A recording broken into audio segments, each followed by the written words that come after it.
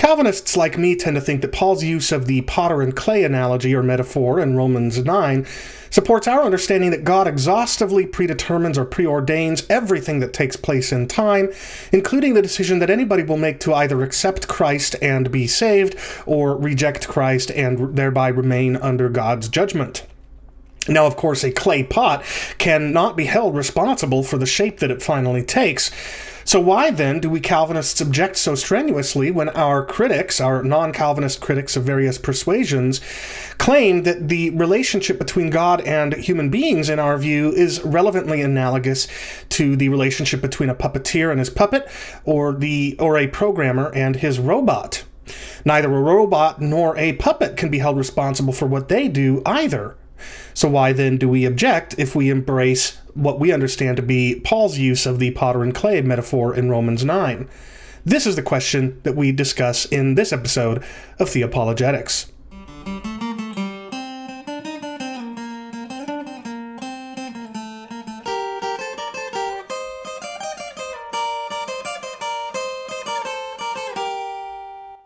Hi, this is Chris Date, and welcome to Theopologetics, where every other week I discuss a wide variety of theological issues and show how a properly biblical worldview can help defend the historic Christian faith from its critics. Join me as we think through what we believe and why we believe it, and not something else. Christian critics of Calvinism come from a variety of perspectives. Perhaps most familiar to many of you will be so-called Arminians, and those who identify as Arminians even though they don't hold to everything that classical Arminianism holds. But beyond them, there are other Christian non-Calvinists, including Molinists, open theists, and so-called provisionists. Regardless of which perspective from the ones that I've just listed non-Calvinists come from, they're all going to read the potter and clay analogy that Paul offers in Romans 9 differently than we Calvinists do. And for the purposes of this video, that's fine. This video will not argue against alternative non-Calvinist readings of Paul's potter and clay analogy or metaphor, nor will this video defend a Calvinist understanding of that analogy. But also, regardless of which of those perspectives I listed a non-Calvinist comes from, usually they'll be very quick to object to Calvinism on the grounds that if people's sins, and indeed their very decision whether or not to embrace Christ, has been preordained, predetermined, predestined by God, then human beings would not be able to be justly held accountable for their sins. They will very often argue that if human beings' decisions and actions and sins are all predetermined by God in that way, then they are nothing relevantly more than puppets attached to strings being moved by our puppeteer, or a robot being operating simply according to the instructions that the programmer has designed the robot to follow. Either way, according to varieties of non-Calvinists, puppets and robots can't be held responsible justly for what they do, and therefore predetermined human beings who are predetermined by God to do what they do, likewise would not be able to be held responsible for what they do and do not do, and what they believe and what they do not believe. This video will not be an answer to that objection. At least not entirely. There may be another video in the future addressing that specific objection. This video is going to address an argument that has recently been made by my friend and colleague at Trinity College of the Bible and Theological Seminary, Leighton Flowers. Leighton Flowers is host of Soteriology 101, which is a part of the Trinity Commission, just like this show, Theopologetics. And he is an outspoken critic of Calvinism, a view that he critiques very often in Soteriology 101, where he also makes positive presentations, positive cases for his view that he calls provisionism, or that he has in the past called traditionalism. And recently, what Leighton Flowers has been arguing is that when we Calvinists push back against non-Calvinists who compare human beings, in our view, to puppets and robots on the grounds that it renders them incapable of being held justly responsible for what they do. We say that's why those analogies aren't appropriate to characterize what we believe, because we think human beings can be held justly responsible for what they do, and rightly so.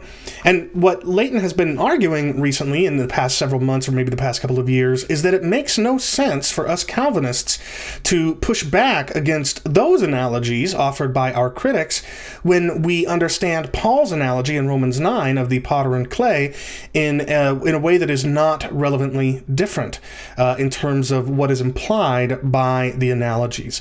Here's how Leighton himself puts it. On the one hand, Calvinists will often argue, using passages like this one, that mankind has as much control over how he believes and behaves as a piece of clay has over its own shape, while on the other hand, vehemently rejecting or objecting to their opponents' accusations of making men into mere puppets or robots, right? Some Calvinists want to have their cake and eat it too on this point. If they're going to interpret these biblical analogies in such a way that removes mankind's responsibility in the process, then they cannot object to another analogy which draws the exact same conclusion.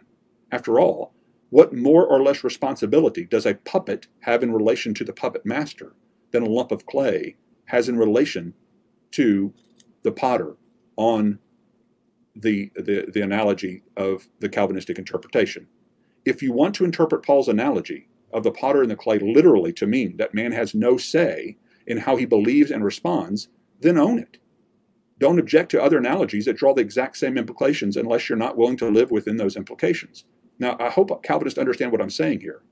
I'm not trying to strawman you. I'm actually trying to help you to see how to better defend your position if you're going to do it. Because back when I was a Calvinist, I didn't try to push back against people calling my view of the clay pot analogy, and they would say, oh, that's just puppetry, or that's just robotic. I would say, well, no, actually, puppets and robots are a lot prettier. Puppets and robots could be made to look pretty and nice. Mud, just mud. It's dirty. So your problem is not with me, it's with Paul, because Paul says we're like clay pots. Now, my mistake as a Calvinist when I was making that argument is I was over-analogizing this metaphor. I was taking it beyond what the actual scriptures say, and I was ultimately saying that in the same way that a clay pot is passive in the hands of a potter and has no say over its shape or its use, in the same way we, as human beings, have no ultimate say in what we believe and how we behave, because we are passive in the hands of the potter. And if you're going to interpret this passage that way, then own it. And you shouldn't object to other analogies which ultimately draw the exact same conclusion, that God is ultimately the one pulling the strings. God is ultimately one who has coded us in such a way as that he will accomplish his purpose as he has dictated it to be accomplished through what Calvinists call the divine sovereign decree. So if you're going to be a theistic determinist, then own theistic determinism and own the analogies that illustrate that theistic determinism. And if you object to certain analogies, then explain why those analogies differ in a significant way than your interpretation of the clay pot analogy. Now, besides that episode of Soteriology 101 and the blog post from which Leighton was reading in the clip I just played for you, Leighton has also been, has recently made this argument in the form of a graphic that he's posted on Twitter. And combining the way that he puts the argument in that clip and the blog post from which he's reading in that clip with the way that he puts the argument in the graphic that you just saw, we can say that the argument is as follows. Number one, Calvinists understand Paul's use of the potter and clay analogy or metaphor in Romans 9 in such a way that would render human beings incapable of justly being held responsible for their sins. It would not make any sense for God to hold human beings responsible for what they do any more than it would make sense for God to hold, or for a potter to hold the clay pot responsible for the shape that it takes. The shape that it takes is entirely the result of the forming of it by its potter. And so likewise, if we take that, if we Calvinists take that to be a metaphor for predetermination, for theistic determinism, as many of us Calvinists do, then that would render human beings no more capable of being held responsible for the actions they're predetermined to do than a pot could be held responsible for the shape that it takes. And then number two, the argument goes, that inability of a clay pot to be held responsible for the shape that it takes is equally true when it comes to puppets and robots. Puppets are no more responsible for the movement of their limbs than the clay pot is for the shape that it takes, right? A puppet's limbs have strings attached to them, and its puppeteer is moving those strings in order to bring about the desired motion in the puppet's limbs. Similarly, a robot is not making genuine choices, not making genuine decisions. It's simply operating according to operating rigidly, strictly according to the instructions with which it has been programmed by its programmer.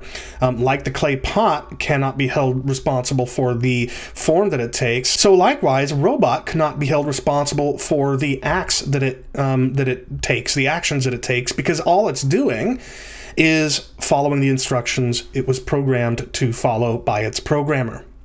And so finally, the argument goes, we Calvinists cannot object to the puppet and robot analogies on the grounds that it renders human beings incapable of being held justly responsible for what they do, because we've already embraced an analogy that Paul uses of the potter and the clay, a certain understanding of that analogy that likewise renders human beings incapable of being held justly responsible for what they do.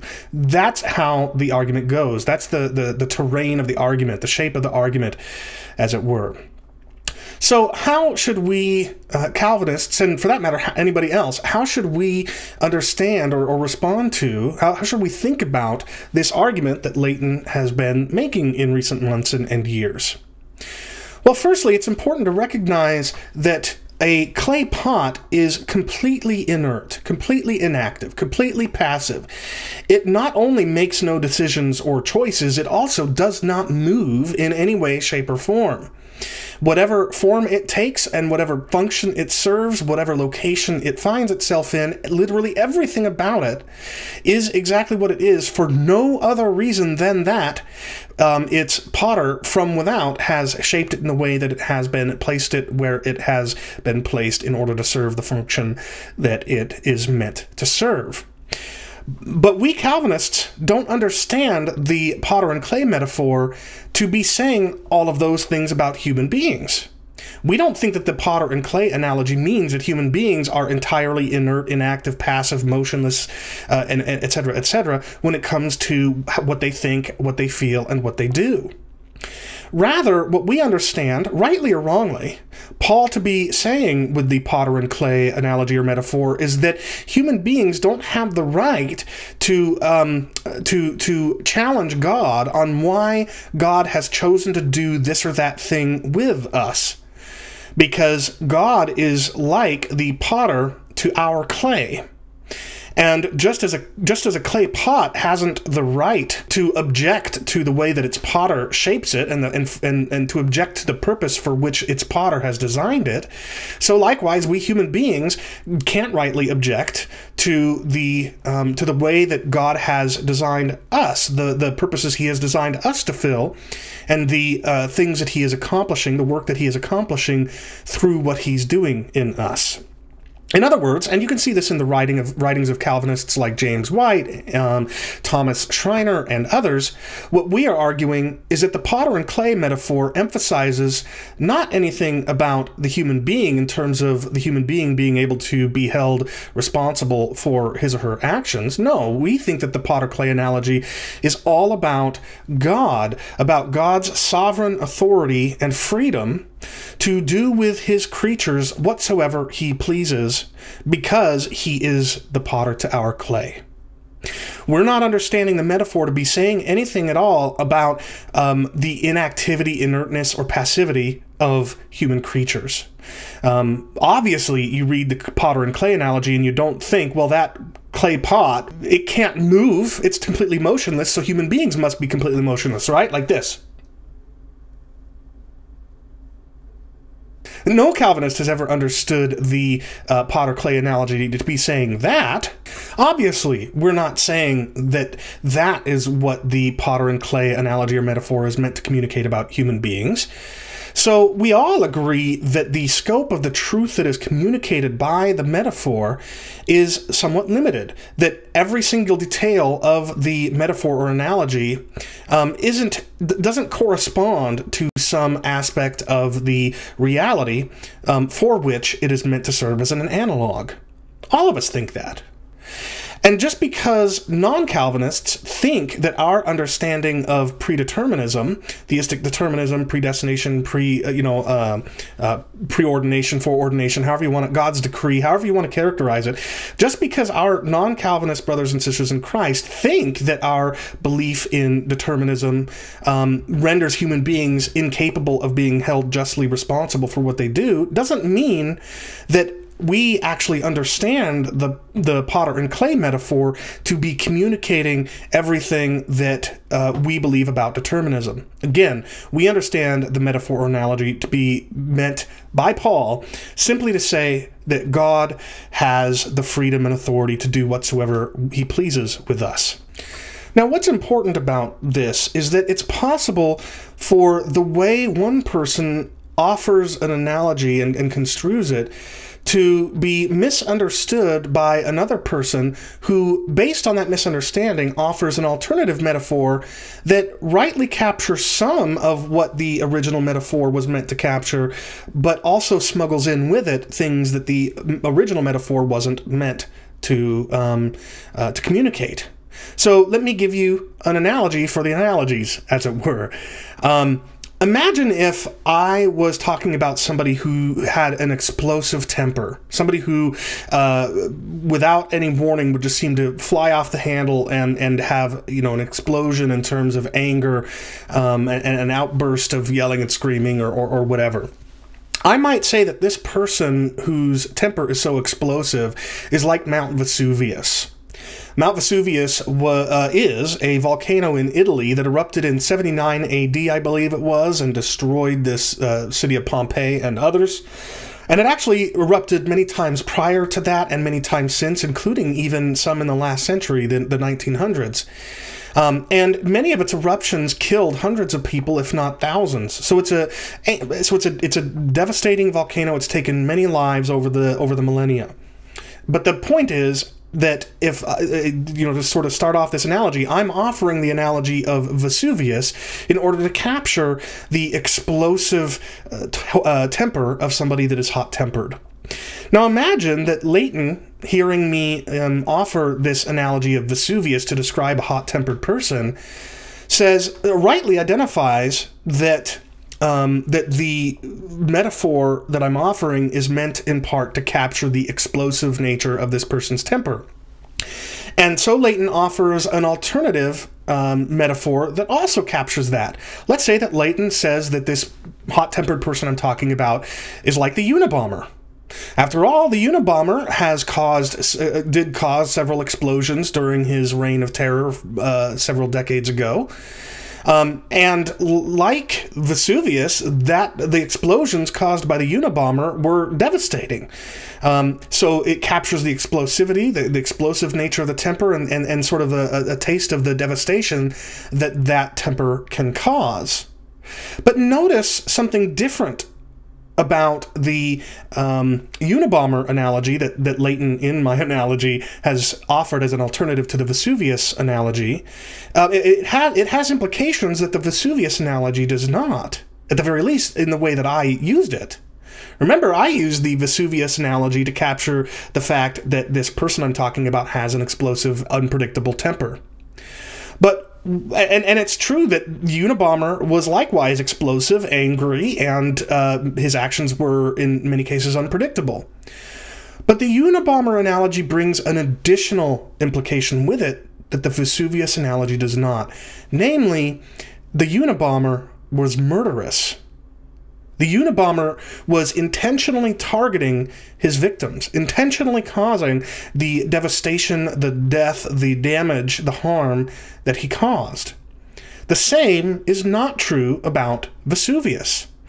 So on the one hand, it's true that the Vesuvius analogy and the Unabomber analogy equally capture the fact that this person that we're using the analogies to describe has an explosive, harmful temper. But Leighton, by insisting upon the alternative analogy to Vesuvius of the Unabomber, is further implying that this hot-tempered person is wicked, is evil, is murderous, okay, is a monster. Not merely hot-tempered, but intentionally causing harm with his explosive fits of anger.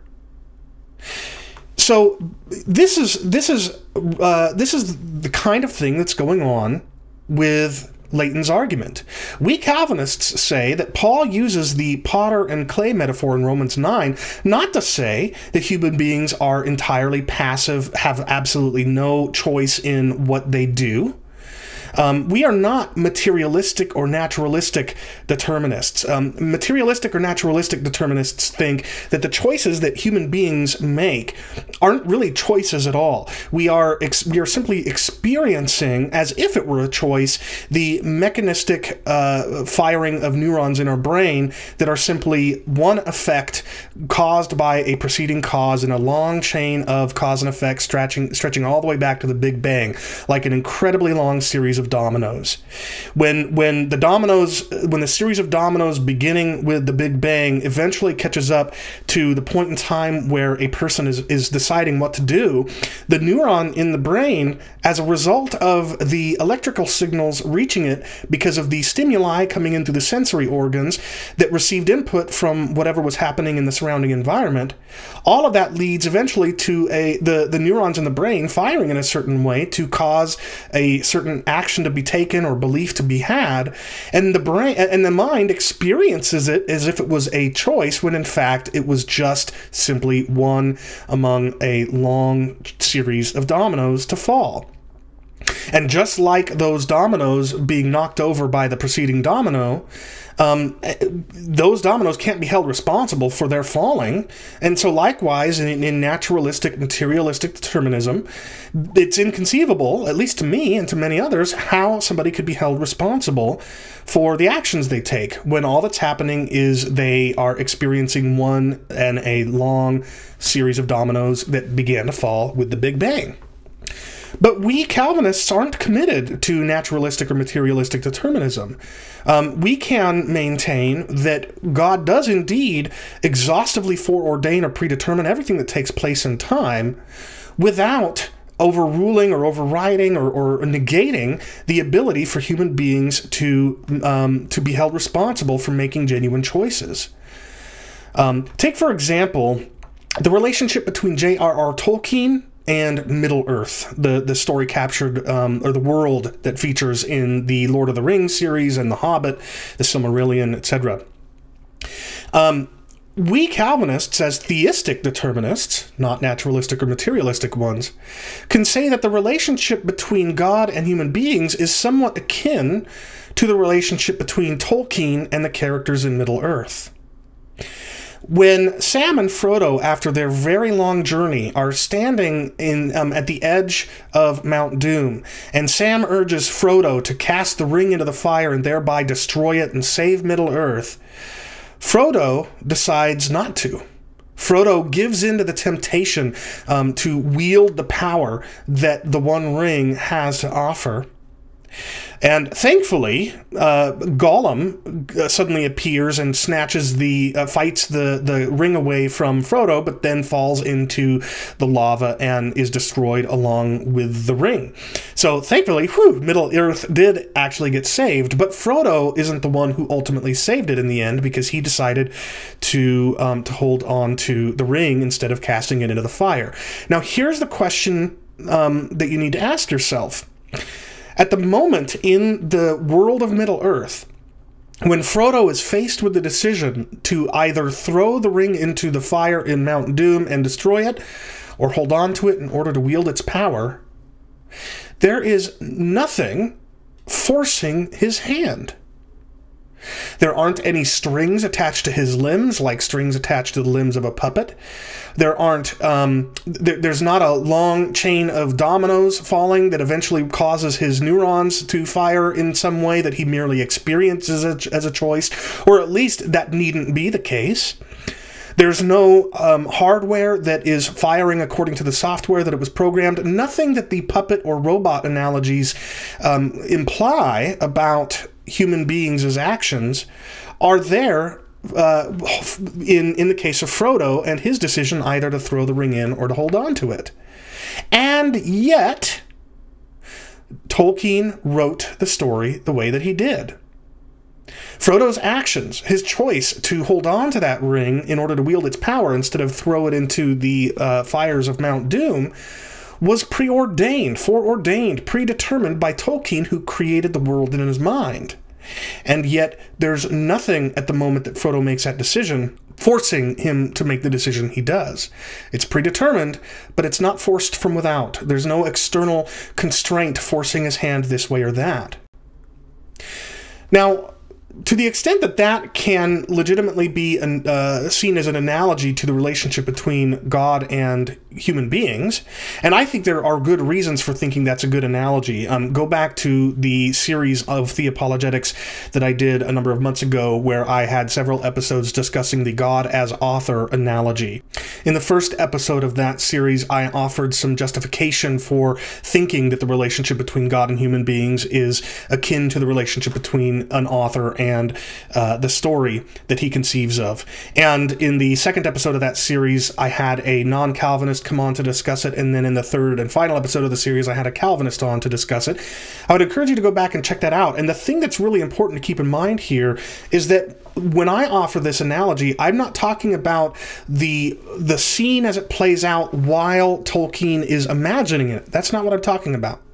I'm talking about the world that exists because the world of Middle-earth and the story that takes place in it because Tolkien conceived of it. Right? Whether or not he's thinking about it actively, that particular scene at any particular moment, the reality is that in that world, Frodo made the decision he did and was preordained to do so by Tolkien, and yet there was nothing in that moment forcing Frodo's hand. So by holding to theistic determinism, a Calvinist like me is not committing himself to thinking that when a person makes a decision, the choice that the person makes has been forced from without, that there were constraints upon him that caused him, forced him, constrained him to act this way or that. Yes, God has predetermined it, and it will happen exactly as God has predetermined. But it doesn't follow from that commitment that human beings are being forced at the moment in time to do what they do. No, we theistic determinists can say they have been predetermined what they do, and they choose to do it. They decide to do it. They look at the competing options that lay before them. They can look at the costs and benefits of one decision over the other. They can be inclined or predisposed toward one decision over the other by their personalities as shaped by their upbringing and even by their genetics and so forth. And all of these things can converge in the decision-making process in the decision to do this or that, without their hand being constrained the way that a puppet's limbs are constrained by the strings attached to it, and not the way that a robot's actions are constrained by the programming that instruct it. And so we can affirm theistic determinism, and we can think that Paul's analogy or metaphor of the potter and clay in Romans 9 is meant to capture that God has the authority and freedom to do whatever he wants with us. And we have no right to object any more than a clay pot has a right to object to its potter. And we can do all of that without committing ourselves to a view that means human beings' actions are constrained from without, forced this way or that by something happening in time at the moment that the decision is made.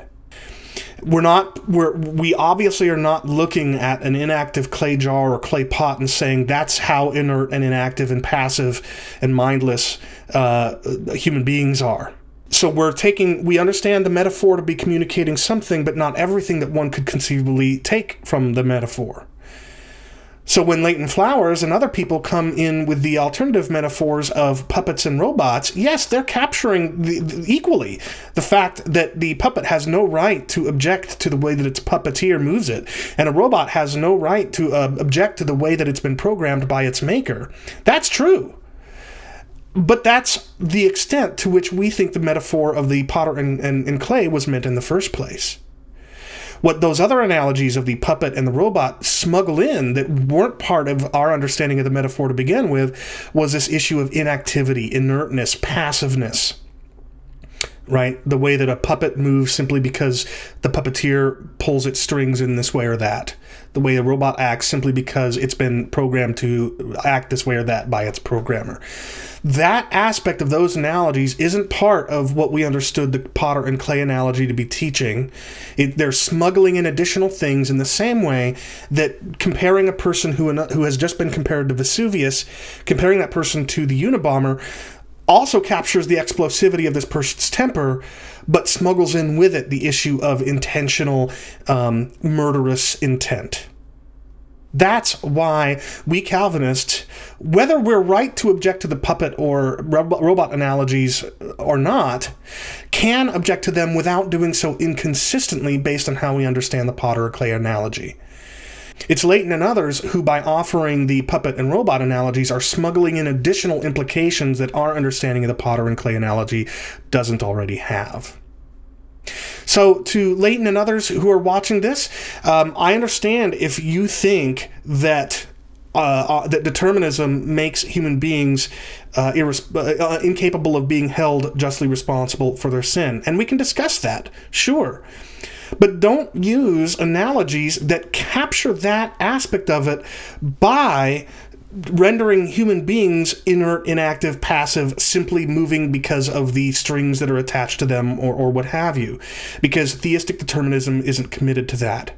It's committed to the choices that people make being predetermined, and there's no getting past that. But it is not committed to saying that when at the moment that a choice is being made, some external force is forcing their hand. But that's exactly what implications are being smuggled in by the puppet and robot analogies. So if you want to argue that, in our view, predetermined human beings, predetermined to act in the way they do, can't be held responsible, then use an analogy like the author and story analogy. Because I know for a fact that many critics of Calvinism still think that characters in a story created by its author likewise couldn't be held responsible for their actions. They're just doing exactly what the author crafted them to do in the story, has foreordained them to do in the story. But what that analogy doesn't smuggle in with it is this concept of human creatures being passive and inert and inactive, simply their limbs moving simply because a string pulls them or because their brains are forced to fire, the neurons in their brains are forced to fire in a certain way, like programming and a robot. Use an analogy that is fair and that is legitimate, that is rightly analogous to what we Calvinists and theistic determinists think is the relationship between God and human beings. Then we can discuss whether or not characters in a story written to do exactly what they do in the story by the author who writes the story, whether or not they can be held responsible. I think that'll be a lively and fruitful discussion. Take care.